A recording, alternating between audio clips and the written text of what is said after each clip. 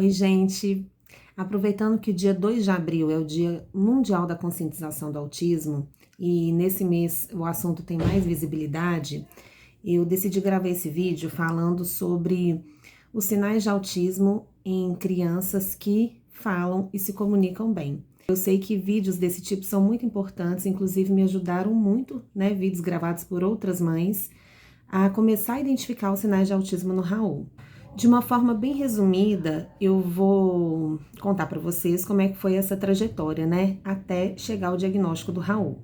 Raul hoje tem 4 anos e quase um mês, né, e eu comecei a identificar alguns sinais no Raul quando ele tinha menos de 1 ano de idade, mas inicialmente eram características isoladas. Então, quanto mais o tempo foi passando, eu fui percebendo que poderia se tratar de um transtorno. O Raul já fazia um acompanhamento com o neuropediatra por uma outra questão. A gente precisou fazer uma tomografia quando ele tinha cerca de 2 meses de idade, porque eu percebi que a moleirinha dele tinha sumido, né? Então pensou-se que poderia haver uma calcificação aí nos ossos do crânio. Aí foi necessário fazer uma tomografia e nessa tomografia a gente descobriu que ele tem uma malformação chamada Arnold-Chiari do tipo 1, que é uma projeção do cerebelo na medula. Né? Então, ela só se manifesta por volta dos 35, 40 anos de idade e por acaso a gente descobriu precocemente. Mas desde então a gente começou a fazer o acompanhamento então com a neuropediatra. Eu demorei um pouco para relatar para ela, né, o que eu vinha percebendo que atualmente caracteriza-se como o TEA, né? Me desencorajou bastante quando eu compartilhava com algumas pessoas, né, as apreensões, né, o que eu estava observando, e muita gente falava, não, isso é só a personalidade dele, né, mas ele é tão inteligente, mas ele não tem cara de autista. E quando o Raul tinha cerca aí de 1 ano e meio, entre 1 ano e meio e 2 anos de idade, eu fui dividindo com ela, né, e ela encaminhou para terapia ocupacional, para psicóloga comportamental e para fono. O Raul começou a apresentar uma melhora, né, nesse período e o tratamento teve que ser interrompido, né, quando iniciou-se aí a pandemia, mas ele chegou a fazer quase 1 ano de tratamento e eu percebi uma melhora significativa. Mas mesmo assim, enquanto ele fazia o tratamento, muitas pessoas falavam comigo, não, mas como se fosse perda de tempo, isso é só, o Raul vai crescer, isso é coisa de criança, cada um tem um momento, né, o seu tempo de desenvolvimento e tal. Então, quando eu parei por causa da pandemia, os tratamentos dele, eu não tinha se fechado um diagnóstico e não pensava em retornar com ele, né, até o momento. Uma pessoa que me ajudou muito, que abriu meus olhos, né, foi uma prima muito querida, que ficou alguns meses lá em casa durante o período de pandemia. Na convivência, né, ela dormindo, acordando, passando o dia ali comigo, ela ficou realmente impressionada. Ela falava assim, Lude, como você dá conta? O comportamento do Raul não é comum, né? Então ela começou a perceber coisas que a grande maioria das pessoas não percebia porque não conviviam com a gente. Ela conhecia uma pessoa que é psicóloga e fonoaudióloga e ela marcou uma consulta pra gente. E essa psicóloga que hoje acompanha o Raul, né, depois de várias consultas, entrou em contato com a neuropediatra do Raul e juntas elas fecharam o diagnóstico. Hoje, então, eu tenho o diagnóstico de Raul. Trata-se de Raul, 3 anos e 11 meses, em acompanhamento neuropediátrico regular, devido déficit de fala, má qualidade de socialização, déficit sensorial e padrão restritivo e repetitivo de comportamento, compatíveis com transtorno do espectro autista leve. Necessita manter abordagem multidisciplinar com fonoaudiólogo, terapeuta ocupacional, terapia cognitivo-comportamental. CID 10F84. Quem assina é a neuropediatra dele, doutora Luísa Lucena Barbosa de Medeiros, né? Bom, então a gente teve essa trajetória, né, até conseguir o diagnóstico. Bom, a primeira coisa que eu quero conseguir com esse vídeo é tentar ajudar a quebrar o estereótipo que a gente tem do autista. Quando a gente fala de autista, né, qualquer pessoa que vai descrever um autista vai falar de uma criança que não se comunica, que não fala, que não olha nos olhos, que é agressiva, né? Então tem-se esse estereótipo e, na verdade, o autismo ele é único para cada pessoa. Então eu vou, né, falar aqui alguns sinais que o Raul apresentou, certo? Então fogem um pouco desse estereótipo, porque o Raul é uma criança extremamente comunicativa. Raul é uma criança extremamente amorosa, fala até com quem ele não conhece, conta o que ele vai fazer. É uma criança, assim, né, que se comunica muito bem. Diante disso, eu vou, então, falar aqui esses sinais que ele apresentou e que caracterizam um autismo leve, que hoje, inclusive, a gente não fala leve, moderado ou severo, a gente fala nível 1, 2 ou 3 de suporte. Então, no nível 1 de suporte, a maioria das atividades diárias, a criança consegue realizar sozinha, né? Então, ele vai precisar de suporte em algumas questões, que são únicas do Raul, né? E eu falo criança, gente, mas porque é a minha experiência, né? A gente sabe que o autismo, quantos adultos tem aí não diagnosticados, né?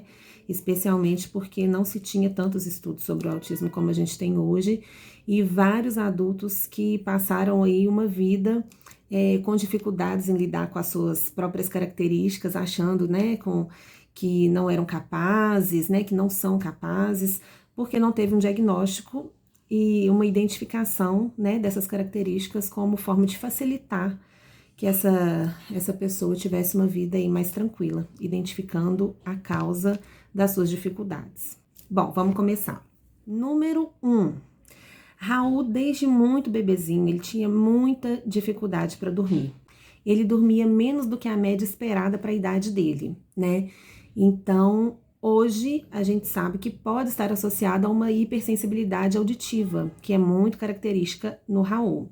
Então, ele dormia muito menos e, consequentemente, eu também. Número 2, fixação por objetos giratórios. Então, desde pequenininho, quando o Raul começou a interagir com objetos, ele tinha aquela tipificação de colocar a orelhinha no chão e ficar indo e voltando com o carrinho, observando o movimento das rodinhas. Raul, o que é esse carrinho seu aí, Raul? Ou ele pegava o carrinho, virava ao contrário e ficava girando as rodinhas e observando as rodinhas girarem. Ele faz isso até hoje, com qualquer objeto giratório. Olha, que legal! Você quer desligar?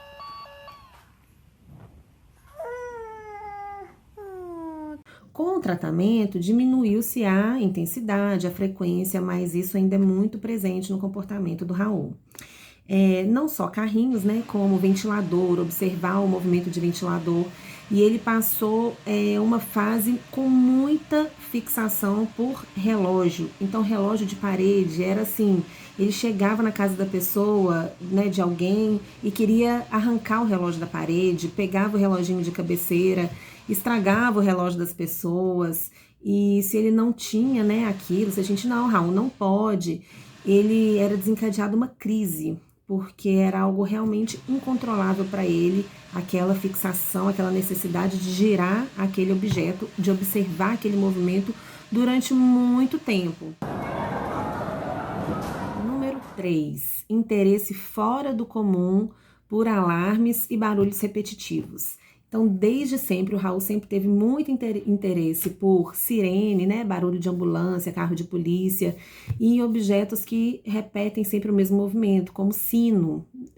Raul chegava, né, a pedir para colocar sino no YouTube e ficava vidrado, observando o vídeo, o barulho do sino bater, e quando o vídeo acabava, ele ficava desesperado, queria de novo, queria na hora, e era uma coisa bem, era uma fixação mesmo, não era, né, simplesmente uma vontade, né? E o barulho de ambulância, e inclusive está muito presente hoje no comportamento dele, é uma das formas, né, que ele tem de vocalizar, ele sempre fica fazendo barulho de ambulância, né? Então, ou parado ou correndo, ele fica uéum, uéum, uéum, uéum, né? E ele escuta, por ele ter uma sensibilidade auditiva muito grande, ele escuta o barulho do alarme, ninguém tá ouvindo. Então, o carro que tá lá na rua, né, alguém acionou, o alarme disparou, ele fica, mamãe, que barulho é esse? É alarme? É alarme?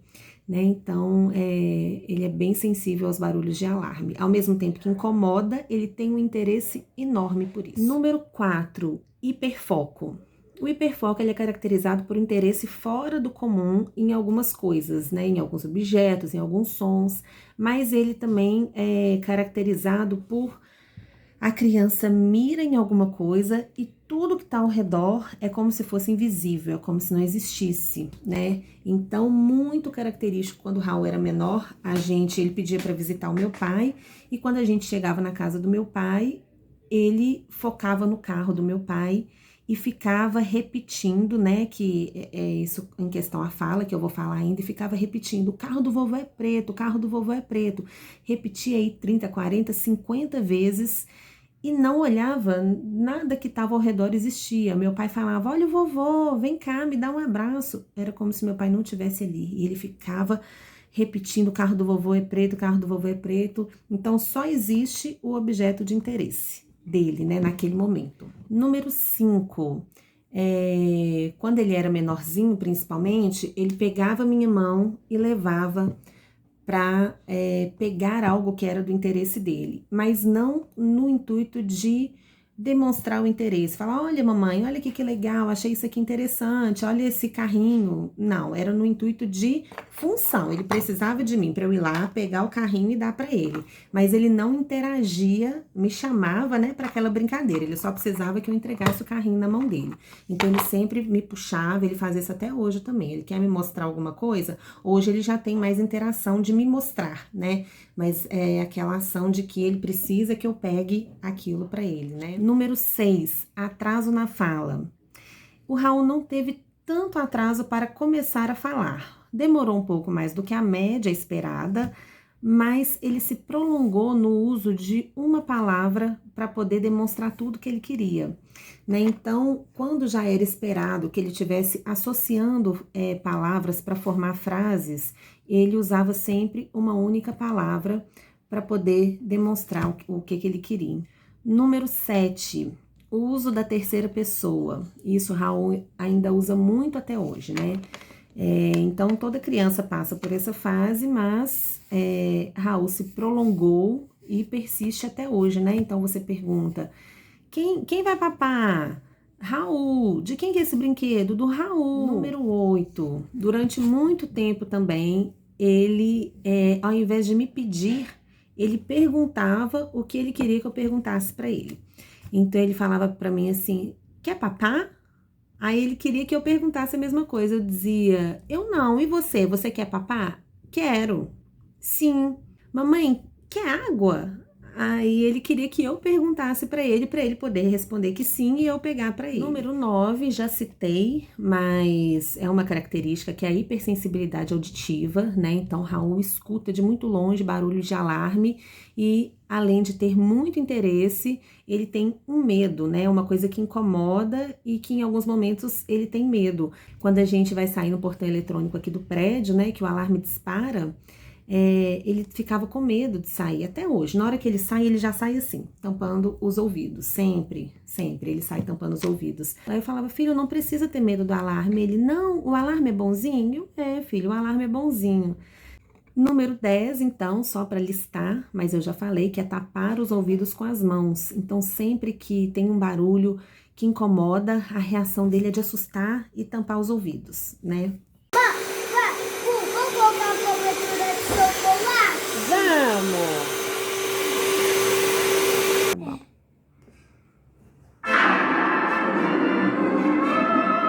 O especial. Número 11. Crises em ambientes públicos pelo excesso de estímulo sensorial, né?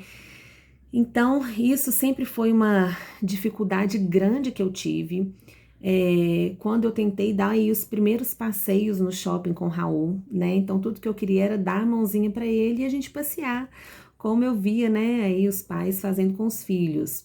Mas o Raul, quando ele chegava no shopping, ele chegava num parque, o shopping era mais porque por ser um ambiente fechado, ter muito estímulo, muitas vozes, muitas luzes, né? Muitas cores. ele ficava extremamente irritado e ele não parava no meu colo, ele saía correndo, ele corria atrás dos estímulos, eu chamava, ele não respondia, eu saía correndo atrás dele. Gente, era uma loucura, era assim, hoje eu conto rindo, mas era desesperador. Então, eu não conseguia dar uma volta no shopping com ele. Ele não aceitava colo, se eu tentava pegar, eu tentava segurar para ele não sair correndo. Ele ficava desesperado e as pessoas olhavam julgando, né, como se ele fosse um menino mal educado. E simplesmente era um menino que estava super estimulado e que não conseguia se conter. Então, normalmente ele entrava em crise. E eu ficava desesperada, eu queria assentar com ele para fazer um lanche, né? Então, ele não ficava 2 minutos assentado. Então, eu pedia, né? Eu pegava uma comida no restaurante e eu não conseguia sentar com ele para fazer uma refeição.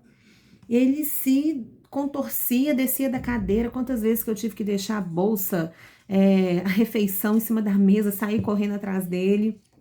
Tentava fazer com que ele ficasse sentado pra gente comer, né? E era uma situação extremamente difícil. Normalmente eu sempre passeava com ele sozinha, né? Então era realmente muito complicado. Número 12, falta de noção de perigo. Desde novinho, o Raul sobe em qualquer lugar, em qualquer altura, né, que eu permita, claro, que eu consiga controlar.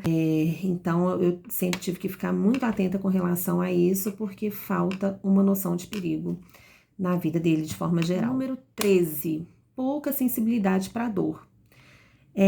Raul raramente reclama que se machucou, né, às vezes ele bate em algum lugar, eu acho que ele eu já assusto, né, eu falo assim, nossa, vai chorar. É como se nada tivesse acontecido, na maioria das vezes, né? Ou então, quando ele reclama, são poucos segundos e ele já sai como se nada tivesse acontecido, né? Chega ali, ai, mamãe bateu, ai, ô filho, já sarou, e ele sai correndo, né? Número 14, prefere brincar sozinho. Essa foi até um pouco difícil, porque normalmente a Raul tinha uma falsa interação. Na maioria das vezes, né? Então, já teve momentos que eu levei ele numa festinha, e aí várias crianças brincando de bola, e ele correndo ali no meio das crianças, e às vezes a bola batia nele, ele jogava a bola, e parecia que ele estava interagindo. Mas, na verdade, né, quando eu comecei a ter um olhar mais cuidadoso, eu percebi que aquelas pessoas ali são as figurantes, né? E aí, também, ele ficava ali por pouco tempo, logo depois ele achava um desnível no chão, uma rampinha, pegava um objeto, né, que deslizava e ficava ali, colocava o objeto na ponta da rampinha, ficava observando o objeto descer, corria, pegava aquele objeto, colocava na ponta, observava descer, e ele fazia isso por vários minutos, ou, né, dependendo, até mais de hora, né, mas normalmente eu tentava interagir com ele para ele não ficar muito tempo naquela situação ali. Tentava trazer outra coisa em foco para ele. Mas isso sempre foi muito característico também, essa falsa interação. Nesse vídeo, que é uma aulinha de capoeira, né, foi uma das primeiras identificações da escolinha. Os coleguinhas todos seguindo os comandos do professor, né, e ele simplesmente ignorando os comandos e correndo, né, ao redor ali dos coleguinhas, como se não fosse com ele, né. A outra girafa agora vai levantar o pescoço. Estica o pescoço da outra girafa. Deixa eu ver se girafa tá grande. Deixa eu ver. Henrique, cadê sua girafa? Deixa eu ver a girafa. Tem uma outra situação que envolve também, né, as estereotipias, né, na apresentação de capoeira.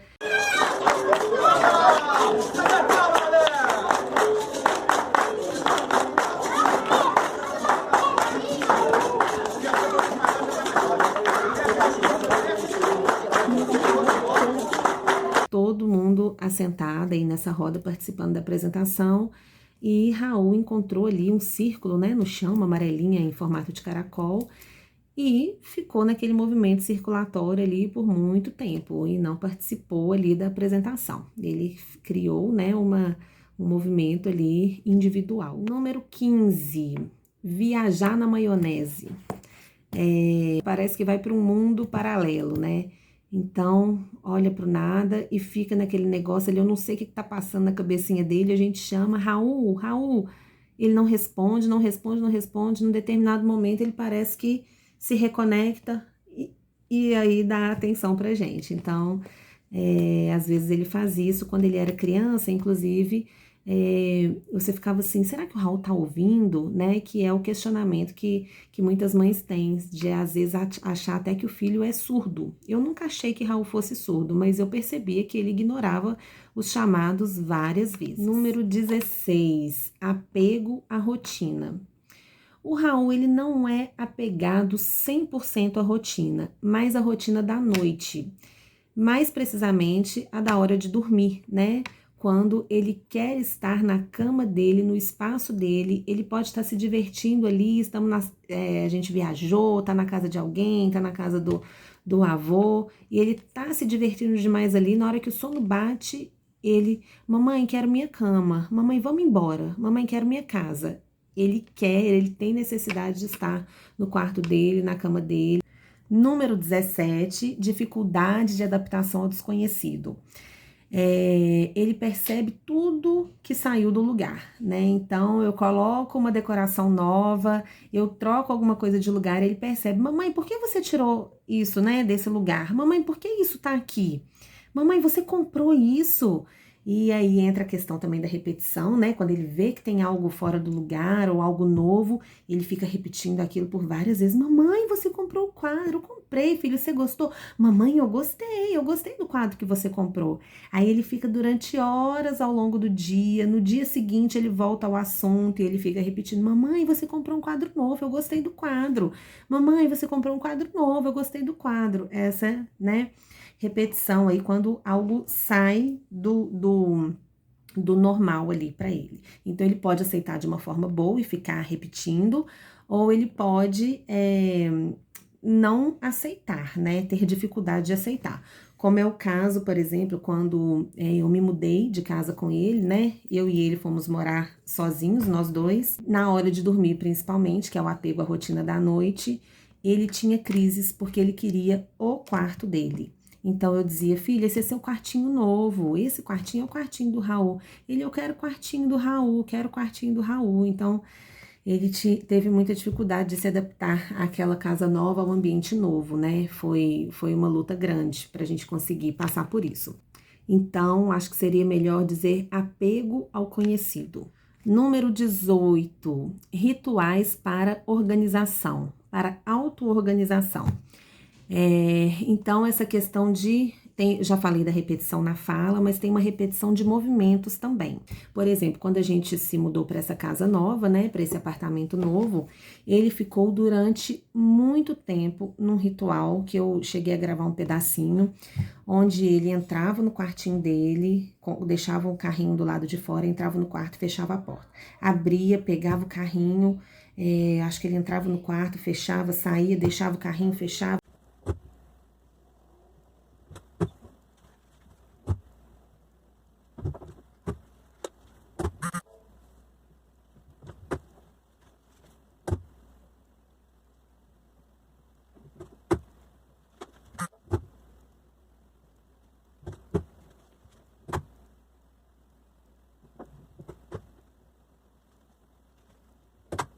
E ele ficou muito tempo nessa movimentação, né, nesse ritual. Número 19, não entende, não acha graça em metáforas, em exageros, em situações absurdas, né?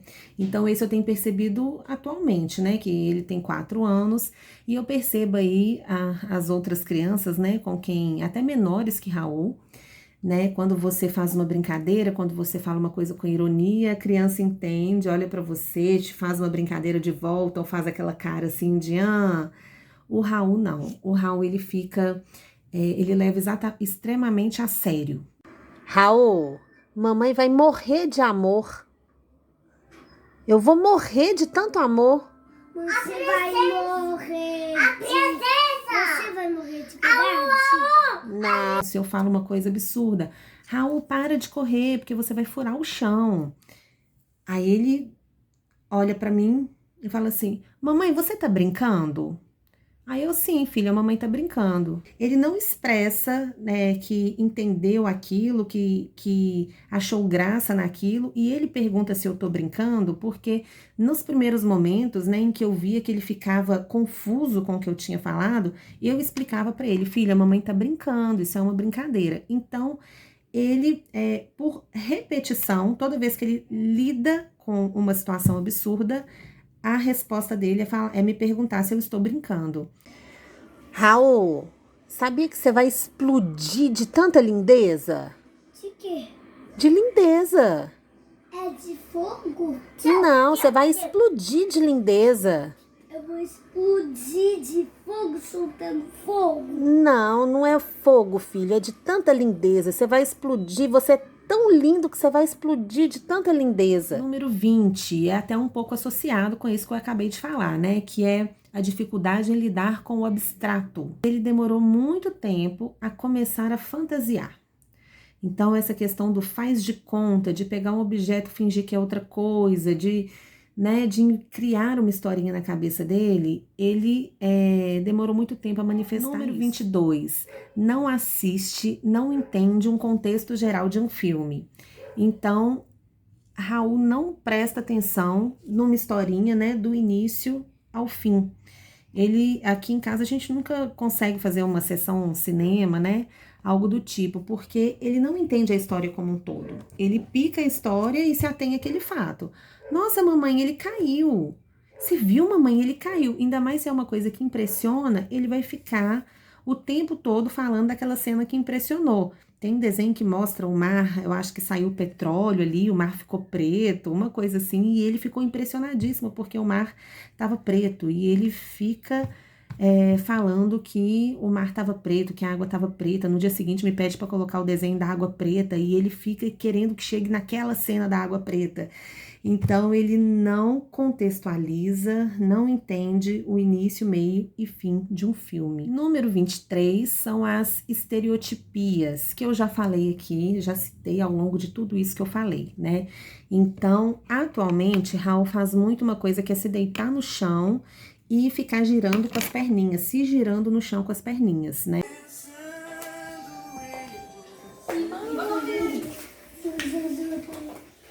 Chegou, princesa. Sabia que ia dar tudo certo?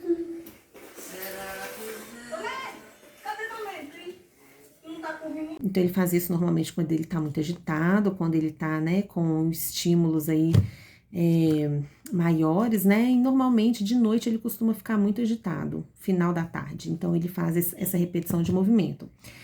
Quando ele era menor, andar na pontinha dos pés, é questionado isso, mas o Raul apresentou quando ele era mais novinho. Atualmente, raramente eu vejo ele fazendo isso, eu vejo mais associação aos movimentos giratórios mesmo. E os sons repetitivos, gente, Raul corre de um ponto a outro por muito tempo. Ele fica correndo daqui pra cá, daqui pra cá, daqui pra cá, daqui pra cá, e fazendo barulho de sirene, de alarme. Então, é assim, uma loucura. Ele vem e fica nessa movimentação, né? Aí, durante bastante tempo. Bom, relatei aqui tudo que eu me lembrei com relação aos sinais de autismo no Raul, tá? Bom, lembrando que essas características isoladas, elas podem ser apenas um traço de personalidade.